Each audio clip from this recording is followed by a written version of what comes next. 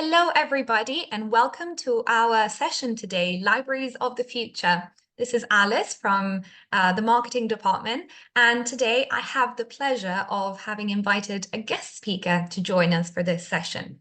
Now, some of you may know Jove already. It's a scientific video platform that proposes content for STEM subjects and for students and professors and researchers who want to dig deeper into the world of multimedia to learn about new things or maybe reinforce concepts they've already become familiar with.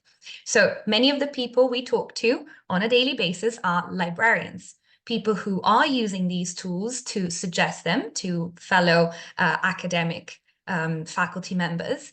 And today we have decided to talk about a topic that is slightly different than what you might be accustomed to when talking to somebody from Jove, which is what could the library of the future look like? So what is a library of the future? Now, it's a very broad topic, so I, instead of doing some research and trying to discuss the whole thing, have asked Karina Bradshaw to join us today and talk about this really interesting topic that I think many of you will be familiar with, given how long the career of librarian tends to be. Now, just a few housekeeping items before we begin and before I introduce our speaker.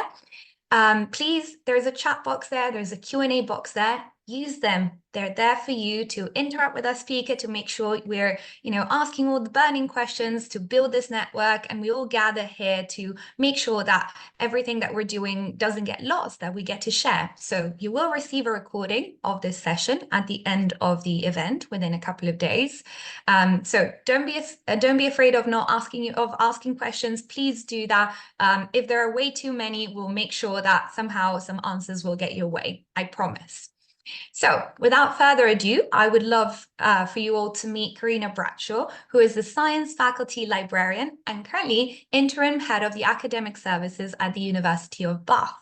She has over 30 years of experience as a librarian in higher education, and I love to stress that out because, as I mentioned earlier, librarians tend to be some of the people who with the most passionate and committed careers that I've come across in my life, and she is a perfect example of that.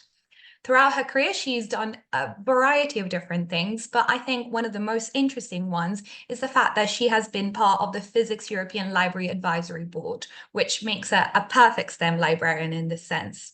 Now, we have an international context here, librarians from all over the world, from joining us from several different countries. Well, she's had plenty of experience working with university partners as well in Jordan, in South Africa, and she is one of those people who are absolutely committed to doing their job in the best possible way. So, Karina, thank you so much for joining us today, and I can't wait to hear your presentation, and I will let you take the floor. Oh, thanks very much, Alice, for that very kind introduction. I'm just about to share my screen and then can start my presentation. So thanks to Alice for giving me the opportunity to share my reflections, and I'm hoping that this will generate some discussion, as Alice has said, and love to hear your perspectives as well. But before I move on, if you haven't visited the University of Bath Library, this slide actually has a photograph of the library on it. It's the building on the right.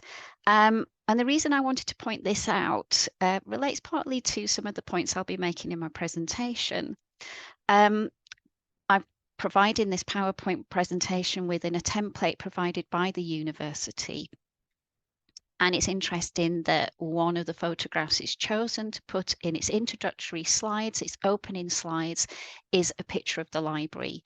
So it's very heartening to see that the university places the library and gives it such importance in terms of its outward presentation.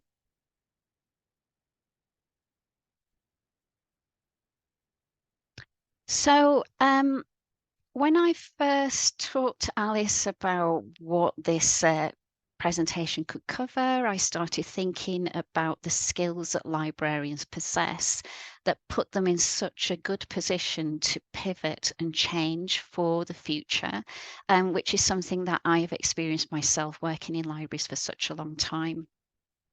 But then I stepped back from this and thought a little bit broader about what is it about academic libraries that enables them to adapt successfully? And also, how can academic libraries continue to evolve to face the opportunities of the future? And I will be thinking about some of the areas regarding planning ahead and the strategies to foster innovation and growth. And I'll pick up on some points relating to those during my presentation. I should add a caveat that I am no expert on change management or theory, but I have referred to some readings at the end of this session that's informed my thinking for today. And I'm also very interested, as I've already said, about hearing your opinions and perspectives.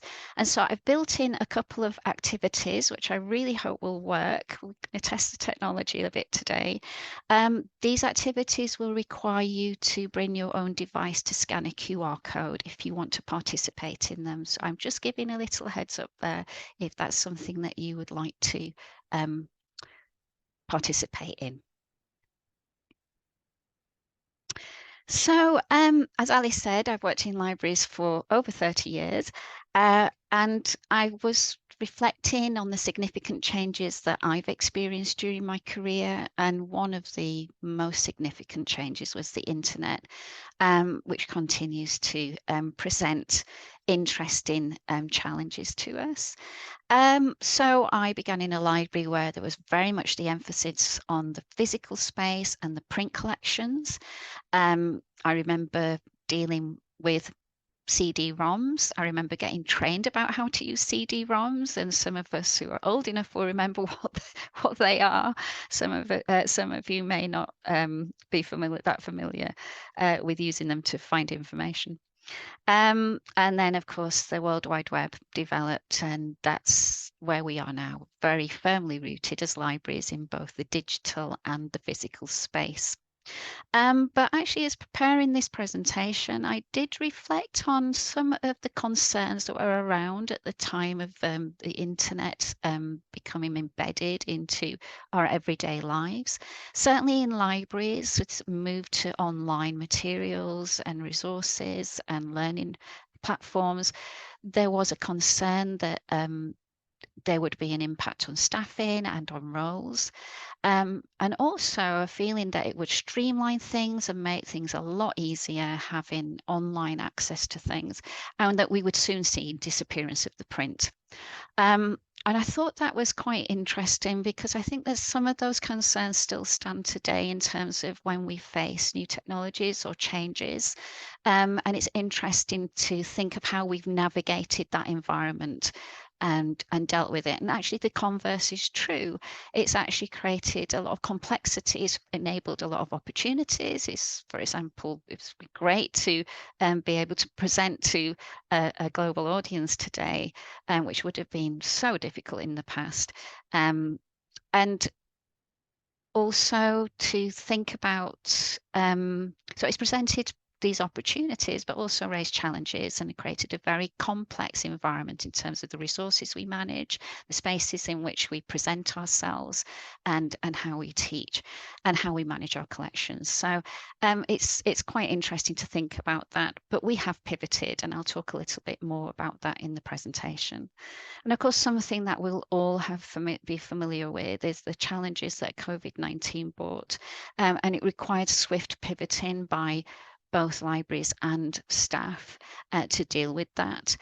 And I agree with a particular article written by Patrick O'Donnell and Lorraine Anderson about the university library places for possibility. They described libraries as being the key response agent during COVID-19, and COVID-19 augmented digital practices. So we were already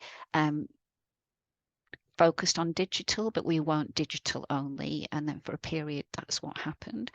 And then, of course, coming out of lockdown, libraries had to address social distancing rules that may have been in place in their particular countries, and flipped provision back to returning to being more campus-based. And certainly at the University of Bath, we've largely returned to full on-campus provision. We offer online teaching as well as hybrid working. But there are still some challenges in terms of returning back to adapting learning spaces to deal with these different challenges that we're now faced with, for example, teaching and learning spaces that haven't ideally caught up with the need to provide blended learning. And certainly we're facing price gouging with e-textbooks, and we've come to a much more complex landscape in terms of learning and teaching resources, I feel. In terms of current challenges, we're trying to build sustainability into everything we do, and the library at the University of Bath is signed up to the UK Library Association CILIP's Green Libraries Manifesto. So that's very much part of the direction that we're trying to address. And of course, I couldn't talk today without mentioning artificial intelligence, which everybody will be familiar with, I'm sure. That raises a lot of questions. And while we're at the tip of the iceberg in terms of wondering about what this will bring, certainly universities have had to prioritise addressing this very quickly. And there are a host of implications, which I won't go into too much detail here, but needless to say, libraries have sort of started to are engaging with this. And in terms of concerns about where that leaves our role, I'm certainly aware of staff that have gained a lot of reassurance from the webinars that they've attended being run by the library professions and library professionals. And we'll certainly keep a watchful eye on developments in that area. So there are lots of drivers to this changing university landscape and lots of changing priorities. And I just wanted to highlight some that relate to working in the UK and the higher education institution that I'm in. Of course, higher education is influenced greatly by government policies, funding for both teaching and research. But I also mentioned, I wanted to highlight policies that might not directly be about education, but can have an influence. So for example, as of January this year, the UK government is requiring international students who won't be allowed to bring independence on their study visa unless they're on a particular postgraduate course designated as research programs. And as you can imagine, that has a direct influence on higher education. So there are these policies that on the face of it don't look like they're going to impact on higher education, but they do. And so we're having to constantly change and adapt to consider how that's going to impact on universities. There's been that shift to marketisation and the shift from teaching to learning with more student-centred learning. And as a result, there are increased expectations from students and funders, especially relating to research. And that leads to a need for greater accountability, and that has impact on the services within the university. Internationalization requires more global awareness, but we're also working against this backdrop of changing technologies, some of which are going to have that transformational effect that we quite don't yet know the impact of. And in terms of how that impacts on libraries, certainly where I'm working, there seems to be a need now to provide worth or prove our worth because we don't generate income as a service. So it's thinking about how the library can add value and also increasing the need to understand our organisation more through liaison and the impact on space. Some universities are looking at convergence of services, and there's a need to look at performance through analytics and other measurements. And we're dealing with campus and digital space, which again brings its challenges. And I think through marketisation, the staff-student relationship has changed because students are now seeing themselves as consumers, and that affects how they think about the services that they're receiving. We're also keen to support diverse needs and be inclusive, but there is a lot of more there is diversity on campuses now, and we're also seeing that more specialist roles arise. So, for example, in research management, research data analytics, bibliometrics. These are roles that are appearing in libraries but might not necessarily be filled by librarians. And I think that's interesting that we're seeing a sort of change in terms of our service and those who are entering into the library space. But all of this leads to knowing your institution really well in order to be able to adapt to its needs. And I just wanted to point out this mission statement from the University of Bath Library, but I'm sure that there are plenty of other library mission statements that are very similar. And you can see from this first sentence, being able to adapt is actually built into our mission. To understand, anticipate, support the information needs of the university communities is absolutely key. So adaptation is being built into how we operate. So what is it then about academic libraries that enables them to adapt successfully? Well, I think we have a very strong identity, as the mission statement pointed out. We're information hubs and we have core principles, our heart. And the ethos of libraries is in service of the organisation and the institution that they serve. So that one of the principles that we try to support is that the resources we buy are open to every member of the institution. And we are constantly trying to seek out and respond to needs. Libraries are often seen as in neutral spaces and need to balance the needs of researchers and staff and different subject needs across the institution. And the provision of information and liaison means our practice of organisation and planning enables us to be fluid and adaptable and open and responsive. So it's absolutely fundamental that we understand the institution and the organisation that we are part of, and we work to understand the context in which we operate. Not just the institutional context and the national context, but also the library sector and developments within that, and also those from whom we're seeking our information from and purchasing our information from, the publishers and the providers that we liaise with.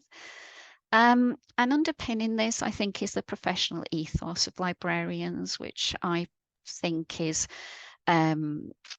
sharing and collaborating and building a community of best practice. I believe that that is part of the library profession, and we are supported by our professional organisations, which help drive that ethos. So I began this presentation saying that I was very interested in skills that librarians possess. And so this is where I'm going to open up to yourselves to ask what you think are the top 3 skills that librarians possess, which position them well for the future. Now I'm using Mentimeter, and contributions can be up to 25 characters. It's best to use a single word, and just be aware that once you've submitted, you can't edit your response. So let's see how this goes. And I'm hoping you can see a slide with a QR code on it. Alice, is that visible? It is visible, and I've just taken it, so everybody should also be able to do the same and access the website. Yes, So working correctly. I'm hoping that something will appear on this screen. It's saying no responses, so I'm a little 2 responses coming through. Oh, that's fantastic. I was a little concerned about the settings I'd put in place, but that's nice.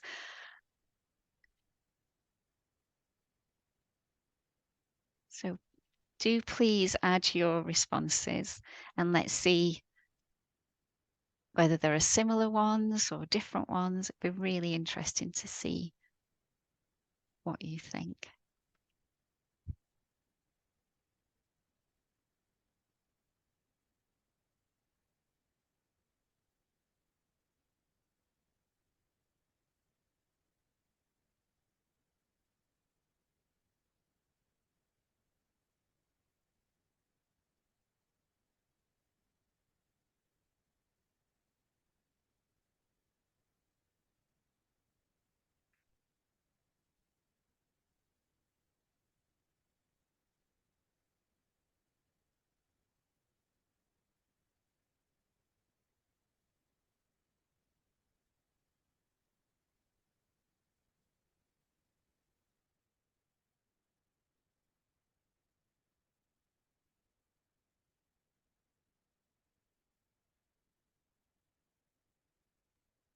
I can definitely see critical thinking as the top one for the time being, and I'm not Yeah, surprised. absolutely. Yeah, I'm seeing some really interesting things coming up. Yeah. Nice ways of expressing the skills. Hmm. Um, Empathy as well is a big, big one for somebody working with the public in general. yeah, and I guess with critical thinking, curiosity is very closely Mhm. aligned to that. Resilience, adaptability, that's absolutely great.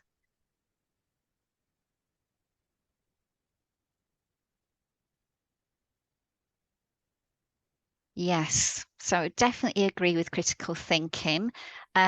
Please do keep your thoughts coming. We can always capture this. This will be included in the recording, but I think I should move on to the next slide, if that's all right. But thank you very much for that. These were the top three skills. My thoughts was the liaison skills, the fact that we're organized and that we want to collaborate. I've popped up another activity, so I do want you to give you time to think about this. On a slightly different note, name one thing that you feel doesn't position libraries well or hold us back. As it's the one contribution, you can pop in a sentence. And let's move on to this next slide. So, quite a little bit of thought.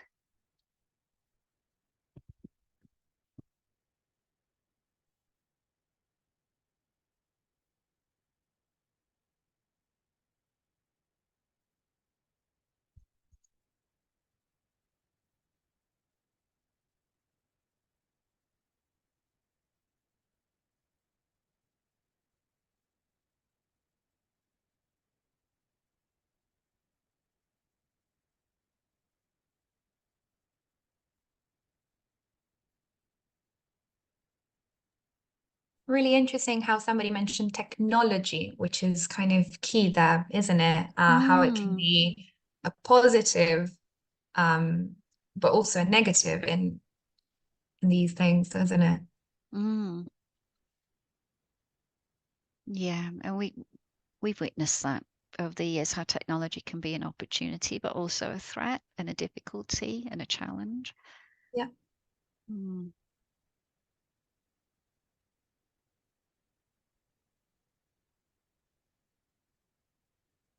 I can think of when the metaverse first came out, people were, were rushing to learn everything about it, and then AI was the next big thing. So people kind of forgot about it in a second. And I can imagine those librarians who spent hours and hours learning about the metaverse, and now they're just like, okay, hours are gone. yeah, absolutely. There was a lot of work on avatars in some libraries, and Yeah. um, because that's a um, natural continuation, really, of thinking about how to inhabit a digital space. And I can see how that work would have felt very useful at the time. But I think these technologies sometimes they do come back into the frame. So I don't always feel that it's necessarily wasted work. It's surprising how sometimes these things can sometimes return to us. It's true. They come back in so many different ways. Yeah, yeah, But great, absolutely. great answers here as well. Yeah, that's great. Thank you so much. And again, I'm just going to pop to a slide my thought here.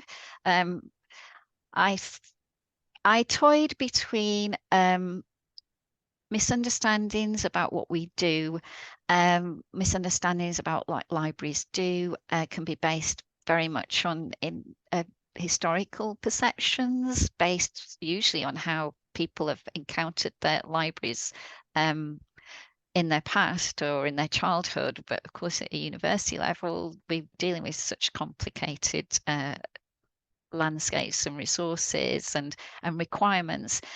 So I think there's misunderstandings about what we do and the complexities that we face. But I did toy between this and another point, which was being victims of our success. Because we are geared to make things run so smoothly for everybody that sometimes we can run the risk of being invisible, and that in itself creates difficulties for us. Um,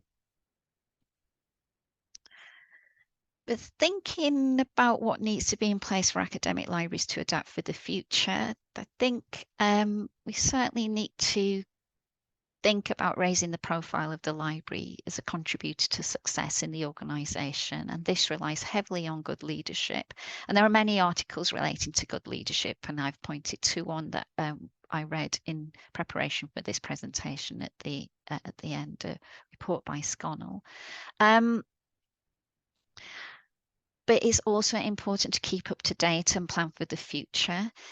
I think sometimes, and especially when there's a rapid pace of change, I mean, we're still sort of bedding down post-COVID, I feel. And so there might not have been time to sit and reflect on what it is we've been through, the challenges we've faced. I think we're probably all aware of, but then how we dealt with them and what worked well and what didn't. And I think when there's rapid change, often this period of reflection can be lost, but it's important, I think.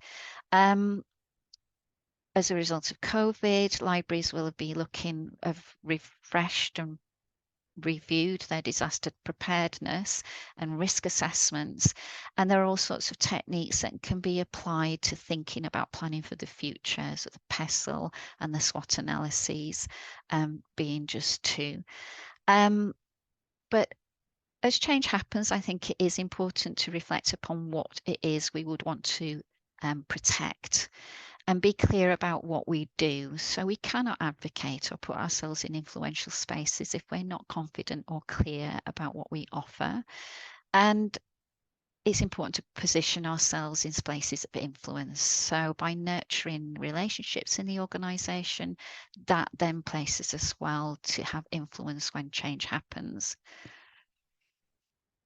And in being able to adapt to change requires us to think creatively and differently. And there are all sorts of things I think can be put in place to support innovation and innovative practice. And all the libraries I've worked in, staff development has been really important to the extent that a staff development budget has been protected. And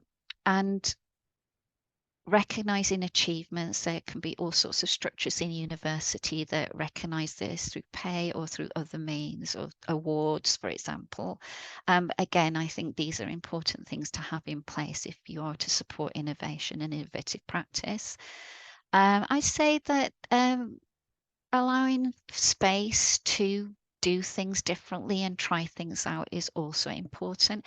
Allowing space to take risks, managed risks. And I understand that time is really precious, but at the same time, there has to be some scope to be able to test ideas and find sustainable solutions. And we can, of course, look to our own profession in terms of best practice, which we can seek out, but not only within librarianship, but also other services that we work with, which leads nicely onto my next point about the need to collaborate and create partnerships. And certainly, as the landscape within the institution becomes mixed, or there are issues that impact on every aspect of the institution, it's important then to create partnerships and be in discussion with those services and departments that are dealing with the same challenges. And I am also in favour of seeking to influence where we can, however we can, through our professional bodies, through ourselves and our dealings with our publishers and providers, to feedback about the resources that we need, or the way that we would like our resources, or what can be improved. And it is so important to communicate what we do. So in summary, I think our strength is not just our skills, it's our ethos and values of sharing and collaborating to provide the best we can for those we support. And we mustn't forget that we drive change as well as support change and be responsive to change. And I think we can all be influential and advocate for our library and our profession in our own way. And I thought it would be appropriate to end my presentation on this particular quote from the ancient Greek philosopher Heraclitus, which I think we would all agree is very much the case. So that concludes my part of the webinar in terms of the presentation. But Thank you. Sorry. Sorry, I'll pop down to the bibliography next as well, just to show the bibliography. Shall I start sharing at this point, Alice? As you please, actually. I think the last quote was actually pretty inspirational to try and move on to our questions as well. I have to say the community has been super active, and I wanted to thank everybody, not only for participating in the surveys, but also for sending so many questions and so many comments in the chat.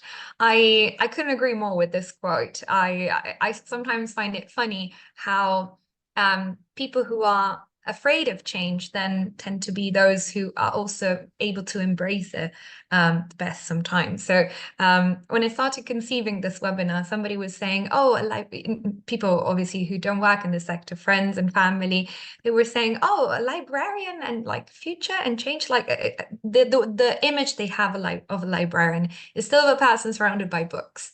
And this couldn't be farther from the truth, because librarians have been some of the people who had to adapt, change, understand the most how the world was evolving, not just recently with the pandemic, but throughout. I remember the first few digital processes when computers came about and the archives had to be moved onto a digital space. Librarians were always the people who took that challenge with the most interest and appreciation, actually, for what they did. But that was all to say, thank you so much, Karina, for this fantastic presentation. I think it was in many ways not only engaging, but it really gave us an idea of why a librarian is possibly one of the people who can drive that change as well as embrace it and make sure it happens. So moving on to the questions, we've received a bunch. So I'm just going to ask a couple because unfortunately we don't have time for everybody, but thanks again, everyone, for contributing. The first question asks, so these days libraries are facilitating users through various services like discovery, RDM, data and visualization analysis, using AI tools, bibliometric analysis, and they list a few. The question they ask is, where would you want to see a library in the next 25 years? So I think this is about what your dream is more than, what the prediction is. That's a really interesting question. And it's not an easy one to answer, but my dream is that we will still have a library and we will still be positioned at the heart of the institution that we support and at the heart of the students and staff and researchers' needs. That's what my dream would be. In terms of trying to imagine what a library of the future will look like, I'm afraid I'm not that creative, but but that would be what I would hope, what I would aim for, and that we are able to successfully navigate and pivot and influence that change in a way that best supports the needs of those that we support, that we largely serve. That's a very general, very broad question, answer to a question. I'm curious though, are there any suggestions or ideas from those who are actually part of the webinar? Do we have any ideas? This is actually a very good point. If anybody has any suggestions, please share them in the chat. We're very happy to read anything you'd like to tell us about. And actually, the second question that I wanted to ask you is a consideration somebody wrote in the chat. And they said, for me, one of the current challenges is funding. Basically, everywhere I look, it's about funding, especially when I look at the demand of the users for resources, as well as a very high increasing price by publishers for the journals. Would you agree that this has been one of the greatest limitations in your line of work as well? Yes, we're facing, everybody's facing difficulties with funding and also having to make decisions in terms of what it is we're going to prioritize to buy And we will all be doing those analyses in terms of what represents value for money. This is where I think things like consortia deals, what's happening in the nationally, whether the Library Association or bodies are able to support sort of the deals and institutions being able to buy as a group, that has leverage. This is partly where my point about seeking to influence comes in, because I think there's a lot librarians can do to try and ensure that there's appropriate pricing, because of course the market won't bear, if libraries can't afford to pay for certain things, where does that leave the providers of those resources? So it's in everybody's interest to try and find a price or a subscription price that suits. And of course, we are facing situations where we're receiving fewer funds.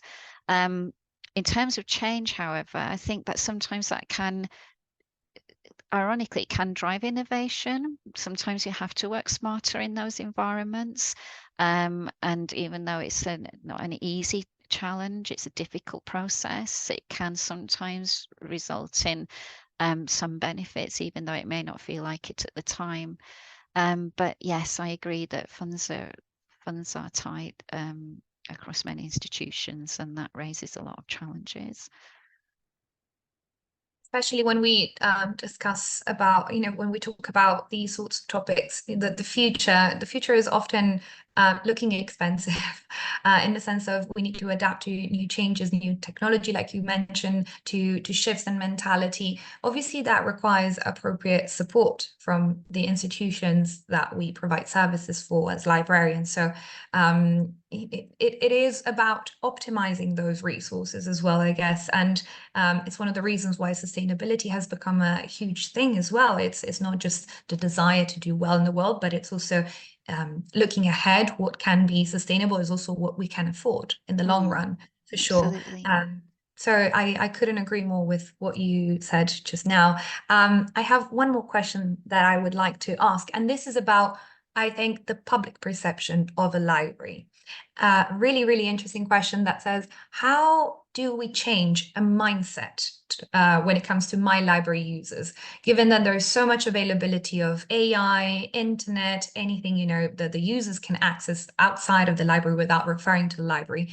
They're asking, how do I change their mind? How do I change the perception they have of my library? That's a good question. It's something that we face in terms of the skills sessions that we provide. So in providing information literacy, we do face that, and it's a question that I ask. How can I present this not just to support academic study, but also position the skills that we're teaching in terms of a lifelong skill, because we're using information all the time, and we're all using the internet all the time. And so it's in our interest to know how to let our students know how to do that effectively. And that, I think, is key. So in terms of the Google effect, ultimately, there's an awful lot of control you can exercise over your search and not rely just solely on the algorithm, that initial search box. So there are lots of things that we can do to influence how or highlight to students how they can make the most of the resources that they have access to. Remember, a lot of these resources are behind a paywall that they wouldn't have access to outside the institution. So often I'm reminding students that these are here for you as members of this institution. Make the most of the resources we have, and also use functionality to as best you can. And in terms of AI, there's certainly a concern about it. It sort of draws back to that need to critically evaluate the sources of information that you're using. And of course, with AI, there's absolutely no indication of where that information is extracted from. So the ethical use of information is really important, and being able to reference the sources of the information that you've gathered. And that is so important with AI. So certainly students are aware. I mean, I travel into work on on a bus. So I'm sharing that mode of transport with students, and it's been interesting overhearing by accident entirely some of the conversations about using ChatGPT and how they knew that the answer was wrong, and they had to go to another source to reflect on, to access the right information. So I think that there are things that we can do to encourage students to think critically about what it is they're using, and these skills that we would be teaching anyway as librarians. I would say that if there is a ways that you can get skills teaching into the curriculum, or induction sessions, any contact that you can find with the students and with the departments, that's a great place to be able to explain those skills. Sorry, Super that's a really precious. long answer. Yeah, Really long answer, but it was an interesting it's a question. really good answer. So it deserves to be long enough to articulate. I think it's really precious advice what you said. Students, they're still building their critical thinking capabilities, and that's, critical thinking is not just for librarians, it's for students as well. And the fact that a librarian can guide that process where they see ChatGPT and understand why something is wrong because they're benchmarking against information that the library has provided. I think that's some of the most invaluable content that a librarian can bring to a student life. So I couldn't agree more. There's many more questions. There's many more comments. Somebody even linked the Scolno report, Leading in Uncertain Times, a literature review, which I think is a fantastic reading to do, as well as all of the things that Karina mentioned in her presentation. So thanks everybody for joining us today. It's been an amazing session. I'm really excited about how active everybody has been. I think this topic really sparked some interesting conversations, some interesting viewpoints. I can tell on a personal note that Karina is lovely. So I'm sure if you have anything more that you would love to share with her, she's always there, and she's been fantastic as a speaker and as a presenter. I think she put a lot of personal touches to everything that she discussed today. So I would like to thank her again for joining us today, and thank all of you from the audience for staying with us for this webinar. Stay in touch, and remember, there's many more sessions. We have created active links for you to join the sessions each time. You'll receive some more emails. If you've received this one, you will receive some more emails telling you about the next few webinars and topics that we're going to deal with. And meanwhile, I would just again thank everybody for coming today, and see you next time. Have a Thanks, great day. Alice. Thank you, Thank you. everybody. Bye-bye. Bye.